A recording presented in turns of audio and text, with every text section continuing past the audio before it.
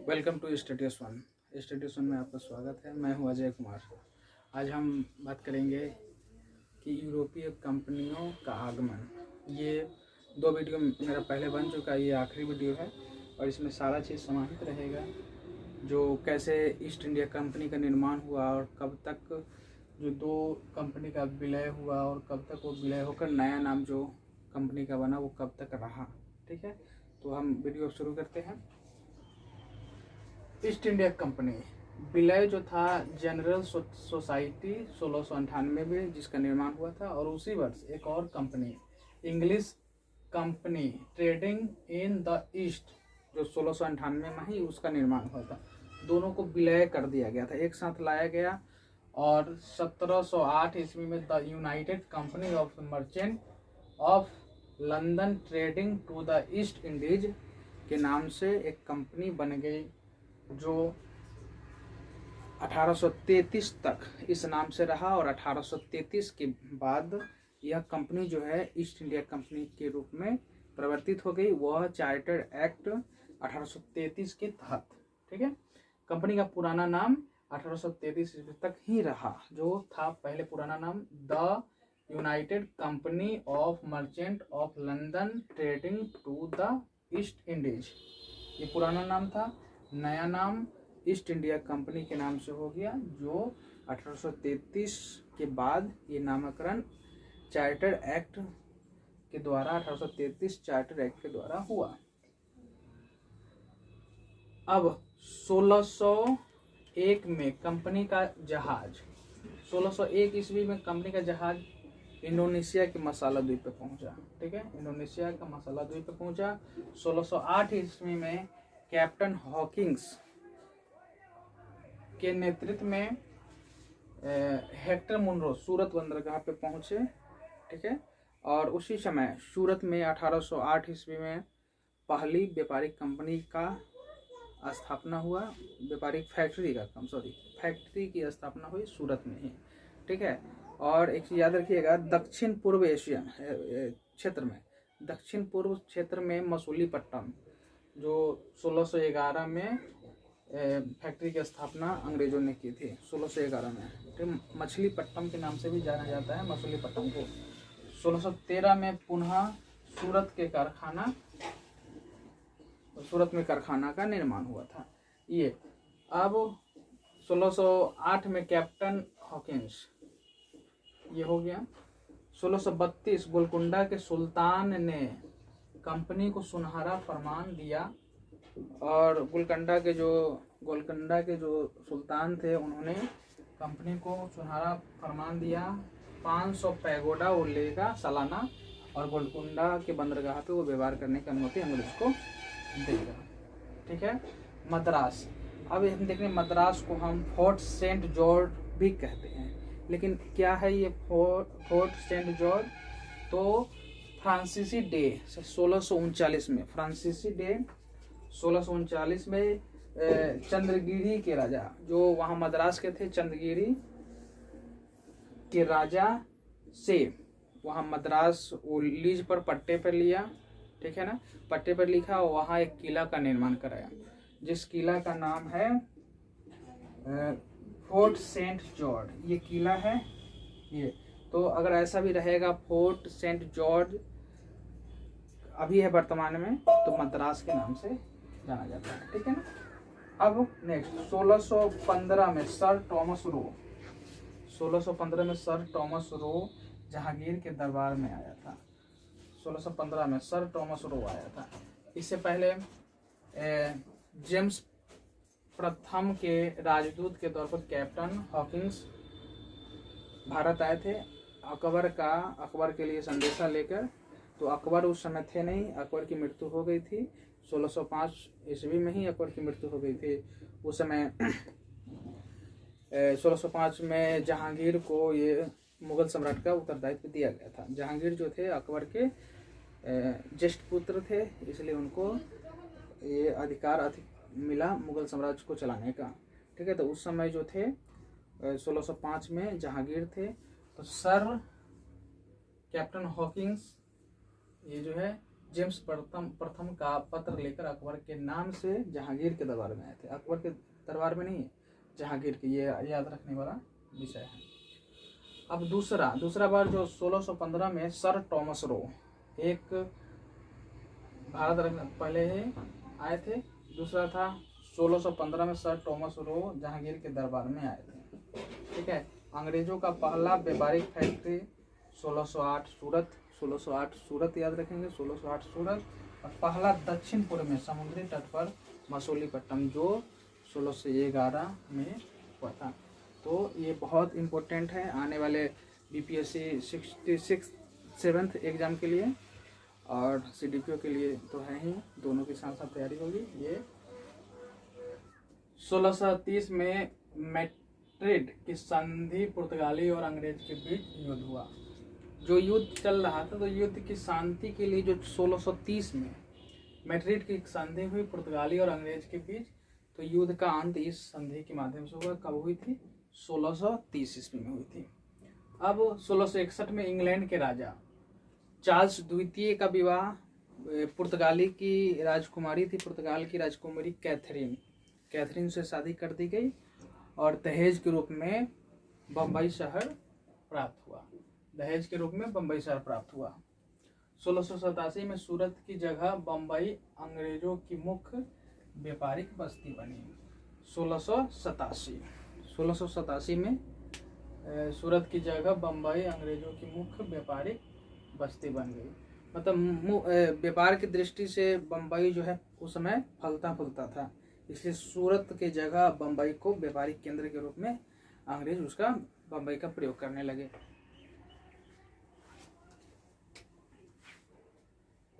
1691 में सर्वप्रथम बंगाल में व्यापारिक छूट मिला। उसमें ग्रेवियन बांटन जो थे एक चिकित्सक थे, इंग्लैंड के चिकित्सक थे। वो सूबेदार शाह शुजा के साथ रहा करते थे। उन्होंने अपना व्यापार करने के लिए सूबेदार से अनुमति ले ली और वे व्यापार प्रसार करने लगे। तो 1651 ईस्वी में सर्वप्रथम बंगाल में व्यापारिक छूट मिला। 1686 ईस्वी में अंग्रेजों ने हुगली को लूटा, तो हुगली को में आक्रमण करके 1686 में हुगली को लूटा। ये वर्तमान जिले के एक जमींदार सुभा सिंह के विद्रोह के कारण 1696 में अंग्रेजों ने अपनी नई कोठी किलेबंदी की। अब एक शोभा सिंह वर्धमान जिले के जमींदार थे, उन्होंने अंग्रेजों को विद्रोह किया कि तुम लोग भागो, यहाँ किसी भी तरह की किलाबंदी हम नहीं करने देंगे। लेकिन वहाँ किलाबंदी अंग्रेजों ने किया और अंग्रेजों का वो किलाबंदी फोर्ट विलियम के नाम पे रखा गया, फोर्ट विलियम। और ये जो है सर चार्ल्स आयर इसका पहला प्रेसिडेंट बने, सर चार्ल्स आयर, ये फोर्ट विलियम के। ठीक है। 1700 में फोर्ट विलियम पहला प्रेसिडेंसी नगर घोषित हुआ 1700 ईस्वी में। ये भी इम्पोर्टेंट है, 1700 ईस्वी में फोर्ट विलियम को पहला प्रेसिडेंसी नगर के रूप में घोषित किया गया है। और 1774 से 1911 ये भारत की राजधानी के रूप में भी रहा। फोर्ट विलियम पहला प्रेसिडेंट घोषित किया गया। ठीक है। इसे बंगाल के नाम से भी जाना जाता है, बंगाल फोर्ट विलियम। अब 1700 ईस्वी में। ठीक है। अब आगे एक देखते हैं जॉन सरमन मिशन जो 1715 में भारत आया था। 1715 में उस समय फरुखसियर मुगल सम्राट को देख रहे थे, फरुखसियर। और वो जॉन सरमन मिशन में एडवर्ड स्टेफेंस, विलियम हैमिल्टन जो सर्जन थे एक, और ख्वाजा शेरहुद, 2 लोग थे। ये फरुखसियर की एक बीमारी, लाइलाज बीमारी पे ये विजय प्राप्त कर चुके थे। फरुखसियर की बीमारी को ये ठीक कर चुके थे हैमिल्टन। तो हैमिल्टन ये के कार्यों से खुश होकर फरुखसियर ने 1717 में शाही फरमान जारी कर दिया। अंग्रेजों के लिए शाही फरमान जारी कर दिया गया। और उस शाही फरमान, इसको एक कंपनी का मैग्ना कार्ट या महान अधिकार पत्र, मौर्य जो एक ब्रिटिश इतिहासकार था, ऑर्म ने कंपनी का मैग्ना कार्टा कह के संबोधित किया। 1717 में जो फरिक्सियर द्वारा जारी की गई शाही फरमान था उसे कंपनी का मैग्ना कार्टा कहा गया, ये 1717 में। अब इसमें था क्या, ये जो सरमन मिशन का जो निर्माण हुआ था 1715 में भारत आया था, वो 38 गांव को खरीदने का पेश किया। ठीक है, इसमें बंगाल के जो सूबेदार थे मुर्शिद कुली खां ने विद्रोह किया। ठीक है, विद्रोह किया। अब शाही फरमान में क्या क्या सुविधा अंग्रेजों को मिलने वाला था, तो शाही फरमान में जो कंपनी का मैग्ना कार्टा है उसमें 3000 रुपये की वार्षिक कर का छूट बंगाल में मिलने वाला था, और 10,000 रुपये का जो वार्षिक छूट था सूरत में वार्षिक कर था उसे छूट देकर सूरत में सभी व्यापार कर से मुक्ति दे दी गई अंग्रेज को, कंपनी को। कंपनी द्वारा ढाले गए, कंपनी द्वारा जो सिक्के बनाए गए थे उस सिक्कों को संपूर्ण मुगल राज्य में चालू करने के लिए, मतलब संचालित करने के लिए, उसको चलाने के लिए अधिकार दे दिया गया था। कौन? फर्रुखसियर जो मुगल बादशाह था, दे दिया गया था। ठीक है, तो बहुत इम्पोर्टेंट है। 1630 में मैड्रिड की संधि, पुर्तगाली और अंग्रेज के बीच युद्ध समाप्त। ये मैड्रिड की संधि किस संधि द्वारा, ऐसे भी प्रश्न पूछा जा सकता है, किस संधि द्वारा पुर्तगाली और अंग्रेज के बीच युद्ध की समाप्ति हुई? तो 1630 के मैड्रिड की संधि। 1661 में इंग्लैंड के राजा चार्ल्स द्वितीय कैथरीन से शादी हो जाती है और दहेज में बम्बई शहर प्राप्त होता है 1661 में। 1687 में सूरत की जगह बम्बई को अंग्रेजों के व्यापारिक केंद्र बनाया जाता है। तो 1630, 1661 और 1687 ये बहुत ही इजी होगा, इसको ऐसे हम याद कर सकते हैं 31 साल बाद, और फिर ये करके देखते 30, 61, 87, 1600 याद रखेंगे। ठीक है, 1651 में सर्वप्रथम बंगाल की व्यावसायिक छूट दी गई। ये ग्रेवियन बांटन जो एक चिकित्सक थे, इंग्लैंड के चिकित्सक थे, वो शाह सूजा के साथ रहते थे, उन्होंने ये सर्वप्रथम व्यापारिक छूट प्राप्त किया। 1686 में अंग्रेजों ने हुगली को लूटा। 1686 हुगली को कब लूटा गया, ये भी ऑब्जेक्टिव में रहेगा। तो 1686 वर्धमान जिले के एक जमींदार शोभा सिंह ने जो किला अंग्रेज बना रहा था उसका विरोध किया। 1700 ईस्वी में फोर्ट विलियम पहला प्रेसिडेंसी नगर बना, और 1774 से 1911 तक राजधानी भारत की रही। Sir John Sarman mission 1715। 1717 में शाही फरमान जारी कर दिया गया। ये इसके फर्रुखसियर के द्वारा, और फर्रुखसियर खुश होके फर्रुखसियर की लाइलाज बीमारी को एक अंग्रेज ने, हैमिल्टन जिसका नाम था, एडवर्ड स्टीफेंस विलियम हैमिल्टन जो सर्जन थे, बीमारी को ठीक करते हैं। इसी खुशी में वो शाही फरमान जारी करता है, और शाही फरमान को ब्रिटिश इतिहासकार ऑर्म नामक व्यक्ति ने कंपनी का मैग्ना कार्टा कहा है। शाही फरमान का मतलब महान अधिकार पत्र कहा है। तो इसके कुछ टर्म हम देखते हैं कि इस शाही फरमान द्वारा 3000 रुपये की वार्षिक कर जो लगता था, पहले वो छूट हो गया था बंगाल में, फिर 10,000 का सूरत में जो लगता था कर, वो वार्षिक कर, वो उससे भी छूट मिल गई थी। कंपनी द्वारा जो सिक्का चलाए गए थे उसे संपूर्ण मुगल राज्य में चलाया गया। ये बहुत इम्पोर्टेंट है, इसका स्क्रीनशॉट लिया जा सकता है, इसे आप तैयार करें। डेन स्वीडिश जिसको हम कहते हैं, अंग्रेज के बाद भारत आए। डेन आए भारत 1616 ईस्वी में। ठीक है, फ्रांसीसी, अब फ्रांसीसी का देखते हैं। फ्रांसीसी का भी बहुत महत्वपूर्ण संघर्ष भारत में चला अंग्रेजों से, और भारत में वो व्यापारिक स्थापना करने की कम कोशिश नहीं की फ्रांसीसी। फ्रांस के सम्राट लुई 14वां, ठीक है, लुई 14वां के मंत्री कोलवर्ट ने 1664 ईस्वी में एक कंपनी बनाई, कंपनी द इंड ओरिएंटल की स्थापना की। ये कंपनी है, कंपनी द इंड ओरिएंटल की स्थापना की। ठीक है, भारत में पहली फ्रांस की कोठी जो स्थापित हुई थी वो फ्रैंको कैरो द्वारा सन 1668 ईस्वी में स्थापित हुई, सूरत में स्थापित हुई। ये क्वेश्चन है, फ्रांसीसी द्वारा सबसे पहले कोठी कहाँ स्थापित हुई थी, तो 1668 में। कहाँ, तो सूरत में स्थापित हुई थी। ठीक है, बलिकोडापुरम के मुस्लिम, वहाँ के मुस्लिम थे सूबेदार शेर खा लोदी से एक छोटा गांव फ्रांसीसी ने प्राप्त किया, और पौंडीचेरी नाम की एक बस्ती बसाई। पौंडीचेरी, ठीक है, बसाने का श्रेय था फ्रैंको मार्टिन। ये कंपनी के निदेशक थे फ्रैंको मार्टिन। उन्होंने एक बस्ती बसाई और जिसका पौंडीचेरी के नाम से दिया। तो ऐसे भी है कि पौंडीचेरी की स्थापना का श्रेय हम फ्रांस को देते हैं। ठीक है, ये एक इम्पोर्टेंट है, पौंडीचेरी की स्थापना का श्रेय फ्रांस को दिया जाता है।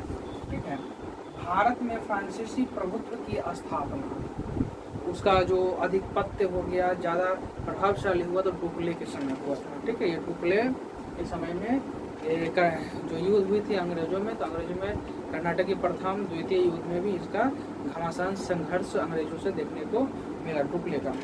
और डुप्ले ये वास्तविक सत्ता जो स्थापित करने की कोशिश की थी, जो सफलतापूर्वक स्थापित करने की कोशिश की थी फ्रांस के लिए, ये डुप्ले ने की है। ठीक है, डुप्ले।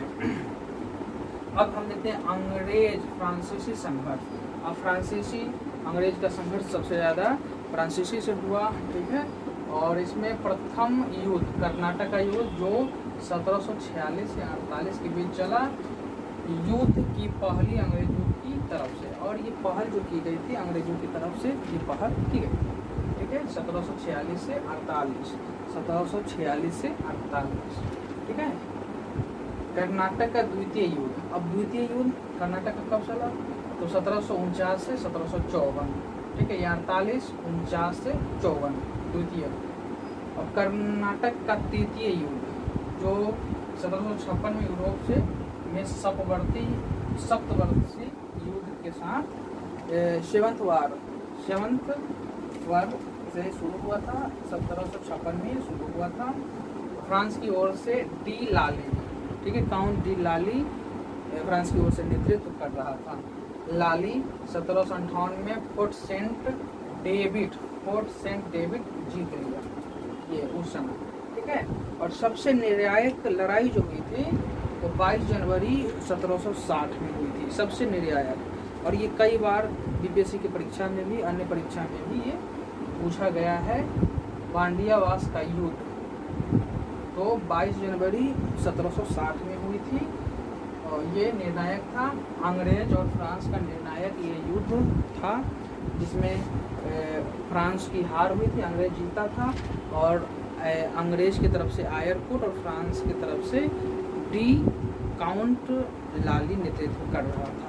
ठीक है, ये 1761 में अंग्रेज ने अपने अधिकार में पौंडीचेरी एक बस्ती बनाई गई थी। शुरू में जब आए थे, प्रभुत्व था फ्रांस का, तो पौंडीचेरी ये फ्रैंको मार्टिन जो निदेशक हुआ करते थे फ्रांस की कंपनी का, उन्होंने एक बस्ती बसाई थी।